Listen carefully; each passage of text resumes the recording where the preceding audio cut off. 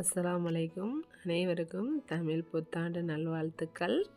Tamil புத்தாண்டுக்கு special வறுத்து அரைச்சி வச்ச சாம்பார் எப்படி செய்யலாங்கிறத வாங்க பார்க்கலாம். அதுக்கு ஒரு கடாய் எடுத்துக்கோங்க. அதில் தேவைக்கேற்ப தேங்காய் எண்ணெய் சேர்த்துக்கோங்க. அதில் அப்புறமா ஒரு 2 டீஸ்பூன் அளவுக்கு கடலைப்பருப்பு, ஒரு 2 டீஸ்பூன் அளவுக்கு உளுந்தம்பருப்பு சேர்த்துக்கலாம்.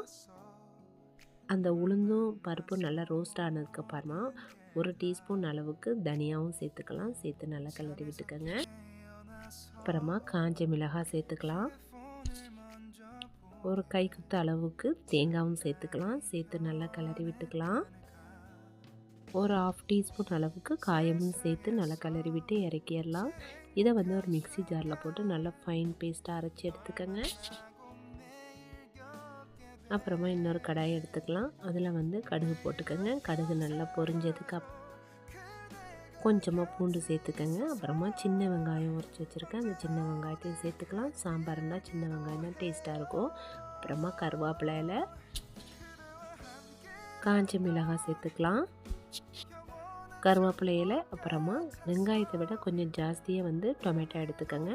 டொமேட்டோ நல்லா சாஃப்டானதுக்கு அப்புறமா பூசணிக்காய், முருங்கைக்காய், கத்திரிக்காய், முள்ளங்கி இதெல்லாம் சேர்த்துருக்கேன். உங்களுக்கு என்னென்ன வெஜிடபிள்ஸ் வேணுமோ அதெல்லாம் சேர்த்துக்கோங்க. சேர்த்துட்டு நல்லா கிளறி விட்டுக்கலாம். இப்போ கொஞ்சமாக மஞ்சத்தூளும் கொஞ்சம் மசாலா தூளும் சேர்த்துக்கலாம்.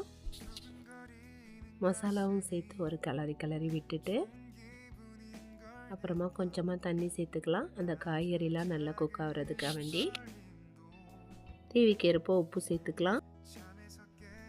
தேவைக்கு ஏற்ப புளி சேர்த்துக்கங்க. நான் புளி பேஸ்ட்டு சேர்த்துருக்கேன். அப்புறமா நம்ம அரைச்சி வச்சுருக்க அந்த மசாலாவையும் இதில் சேர்த்துடலாம். சேர்த்து நல்லா கொதிக்க விட்டு அந்த பச்சை வாசனை போக வரைக்கும் நல்லா கொதிக்க விட்டுக்கங்க.